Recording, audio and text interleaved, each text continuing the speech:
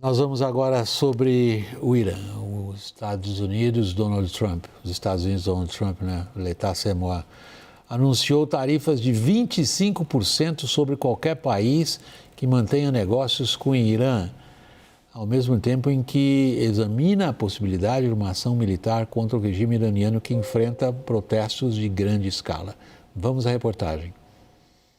O anúncio ocorre no momento em que o presidente norte-americano avalia a realização de ataques militares contra o Irã em resposta a mortes de manifestantes no país. A porta-voz da Casa Branca, Caroline Leavitt, afirma que a diplomacia é a primeira opção, mas ponderou que Trump poderia autorizar um ataque para punir o Irã. What you're hearing publicly from the Iranian regime is quite differently from the messages the administration is receiving privately, and I think the president has an interest in exploring those messages. A fala veio após Trump afirmar que seu governo recebeu, no final de semana, uma ligação de autoridades iranianas se dizendo dispostas a negociar. I think they're tired of being beat up by the United States. A meeting is being set up, but we may have to act because of what's happening before the meeting. Os Estados Unidos suspeitam que o Irã esteja desenvolvendo armas nucleares por meio de um programa de energia que as autoridades do país dizem ter fins pacíficos. O governo Trump negociava a pauta com Teherã no início de 2025, mas as conversas ruíram após uma série de ataques de Israel contra o Irã em junho, enquanto os Estados Unidos criticavam a lentidão das discussões. Protestos contra a situação econômica e o governo do presidente Massoud Pezeshkian têm tomado as ruas do Irã há quase 3 semanas. A HRA, organização dedicada aos direitos humanos no Irã, contabiliza ao menos 500 pessoas mortas em meio à repressão das forças de segurança. Com as manifestações evoluindo para a contestação da liderança religiosa do Irã, protestos pró-regime foram realizados nas ruas do país nesta segunda-feira. Autoridades iranianas acusam os Estados Unidos e Israel de insuflarem atos de violência em uma tentativa de desestabilizar a estrutura de poder do país. Mohammad Bagher Kalibaf, presidente do parlamento iraniano e ex-comandante da Guarda Revolucionária do país, alertou que, caso os Estados Unidos ataquem o Irã, Israel poderia ser um alvo da reação do país. دچار خطای محاسباتی نشوی بدان که در صورت اقدام برای حمله به ایران هم سرزمین اشغالی و هم تمام مراکز. Conosco agora na roda temos dois convidados, Dani Zahrerin, professor de Relações Internacionais do Instituto de Ciências Sociais da PUC de Minas. Dani, obrigado por estar conosco, boa noite. Boa noite, William. Temos também conosco agora Fernando Branco, direto de Nova York. Ele é professor de Segurança Internacional e de Geopolítica da UFRJ e também pesquisador no Instituto de Estudos Avançados de Princeton, lá dos Estados Unidos. Fernando, obrigado por estar conosco igualmente. Boa noite. Boa noite, William. Boa noite, Dani. Prazer estar aqui de novo. Dani, começando por você, que opções Trump tem? O cenário parece bastante confuso. O regime tem atuado como ele atuou nos últimos 30 anos, mais até. É uma repressão implacável. O que o Trump tem de opção? O ideal seria o regime cair pela mão da população, sem os custos adicionais de uma presença americana mais clara no Irã. Só que nós sabemos como que os movimentos revolucionários funcionam. É necessário uma energia, uma entropia muito difícil da gente poder controlar ou compreender para saber se a massa daquela energia social pode ser convertida numa quebra de regime. Então, para ele, o ideal seria barba, cabelo e bigode, porque a Guerra dos 12 Dias com Israel mudou completamente a realidade da região. O eixo da resistência, hoje, em frangalhos, e no nível mundial, acabar com o regime iraniano significaria enfraquecer ainda mais esse eixo oriental, né? Esse eixo asiático, reforçado pela China, pela Rússia e pela Coreia do Norte. Então, a caída do governo iraniano, a meu ver, né, para os Estados Unidos, seria algo impressionante.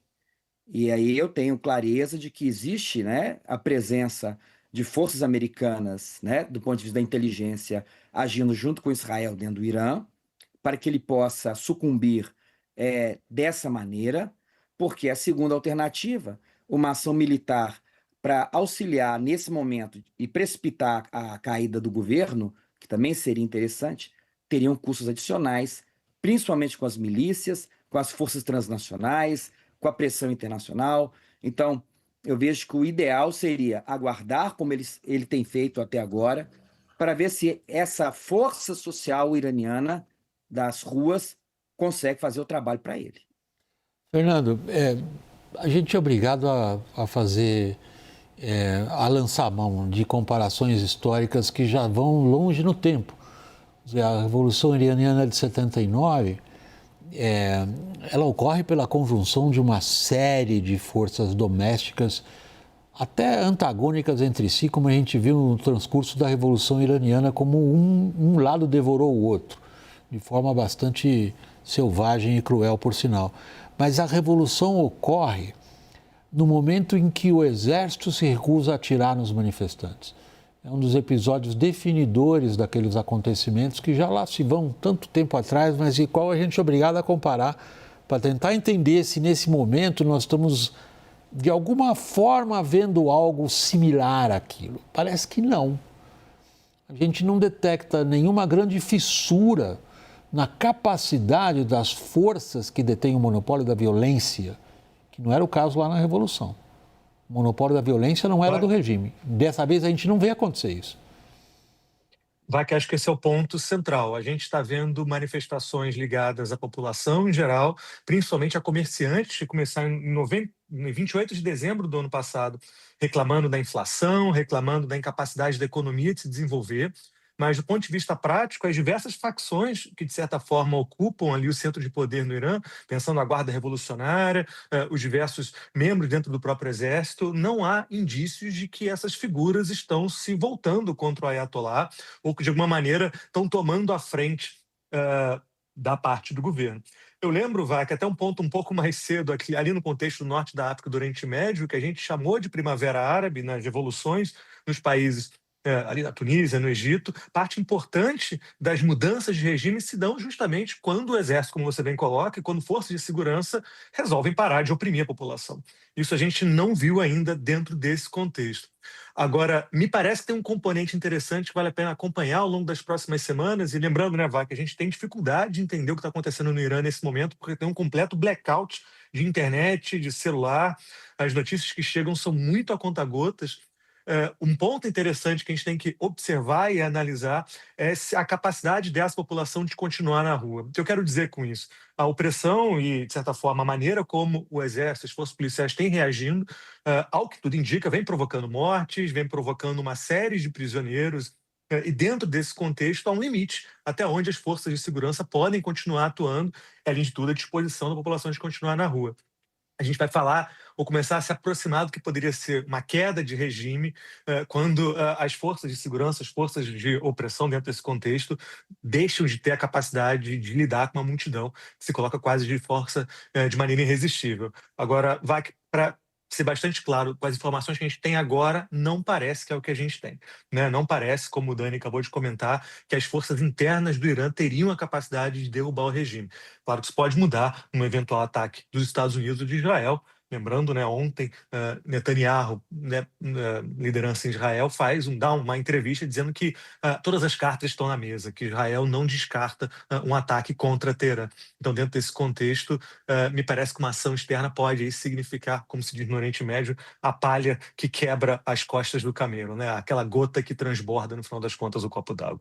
Isso a gente ainda não viu no Oriente Médio, particularmente não, Dani, em relação a um país tão grande como o Irã, com uma população agora em torno de 90 milhões de pessoas. A capacidade de sobrevivência do regime sempre foi contestada nos últimos anos. É um regime odiado. Boa parte da população iraniana odeia essa teocracia dos ayatollahs e tentou de várias formas de resistência civil se opor. Não conseguiu até aqui. Uma parte do problema você citou na sua primeira resposta. Havia um grau de coesão interna do regime em função do papel dele ali para fora, do papel dele no quadro geral do Oriente Médio. Em que medida o que foi uma derrota militar significativa do Irã, pelos ataques feitos por Israel e pelos Estados Unidos, alteraram essa capacidade de coesão interna do regime? O poder da propaganda é algo impressionante. Então, quando você tem, né, uma força que lidera aquilo que ele chama de força anti-imperial, força anticolonial, né, e que ali movimenta, né, atores que vão agir de maneira contundente contra Israel, como o caso do Hezbollah, ou dos Houthis, ou das milícias iraquianas, até um certo ponto, isso gera uma sensação da capacidade real do Estado em lidar com questões grandes. O problema é o preço que isso vai cobrar ao final, porque ao final disso, nós temos um isolamento ainda maior do Irã, nós temos a degradação da economia iraniana, nós temos, né, as pessoas no seu dia a dia observando que a capacidade de compra é cada vez menor, a gasolina, que era a mais barata do mundo, começa a ter reajustes, e aí Adam Smith vai explicar bem o movimento das coisas, né? Essa mão invisível vai atingir o coração do dia a dia dessas pessoas. E a derrota na Guerra dos 12 Dias, né? Os desdobramentos da Guerra dos 12 Dias, retira um elemento importante de unidade nacional pelo orgulho que é lutar contra essas forças opressoras do mundo médio oriental. Aliado a isso, porque eu acho interessante também a fala do Fernando, é que é uma questão multidimensional. Nós temos o resultado da Guerra dos 12 Dias, temos uma seca terrível que acontece ali, uma crise hídrica, uma crise energética, um isolamento que torna muito difícil vender os produtos iranianos, e isso tudo se reverte numa condição de vida deplorável para aquela população. Então, eu vejo que a condição externa, que é, sim, né, o carro-chefe da imagem e do programa visual do governo, ele vai ser corroído ainda mais por uma força ainda maior, que é as pessoas não conseguem comprar o pão na esquina. As pessoas sentem no dia a dia os impactos da opção de uma política de poder regional em detrimento de uma política nacional de bem-estar social para a sua população.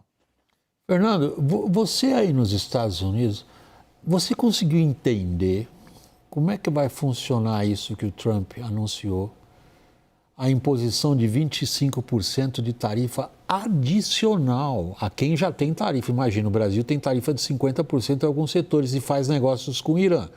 E o que o Trump disse é o seguinte: quem estiver fazendo negócios com o Irã e vender alguma coisa para os Estados Unidos, isso que vai vender para os Estados Unidos vai tomar ainda mais 25% em cima. Agora, tem 100 países que fazem negócios com o Irã, entre eles o Brasil, e não é pouco. O Brasil tem um comércio bilateral em torno de 3 bilhões de dólares com o Irã.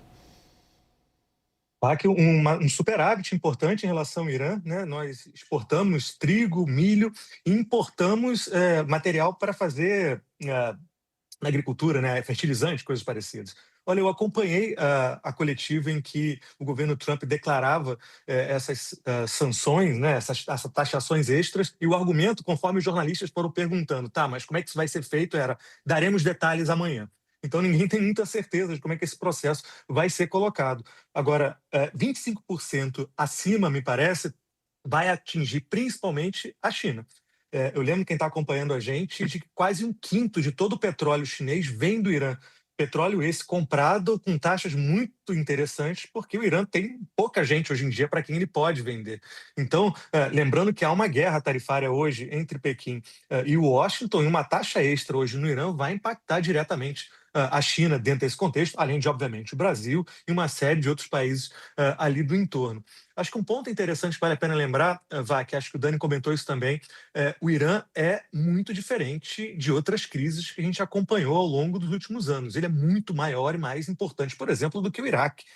de Saddam Hussein, ou mesmo pensando no Afeganistão, a Síria do Assad ou algo parecido.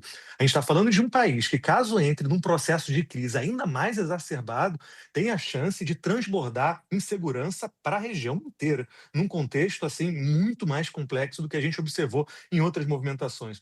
Então, repare, a gente está falando de Irã, mas rapidamente adicionamos a China nesse contexto, tem a relação comercial com o Brasil, e lembro que ao longo dos últimos dias a gente tem confirmação do envio de material bélico da Rússia em direção ao Irã. Né, as informações do New York Times de hoje é que parte do bloqueio de internet, de comunicações, veio de material russo. Então, a gente está falando de um país, de uma crise que parece localizada num país, mas com uma capacidade de transbordamento para um monte de outros espaços. E como você bem lembra, temos essa pitada agora econômica do Trump anunciando essa taxação extra, agora que ninguém tem muita certeza de como é que vai funcionar. Né?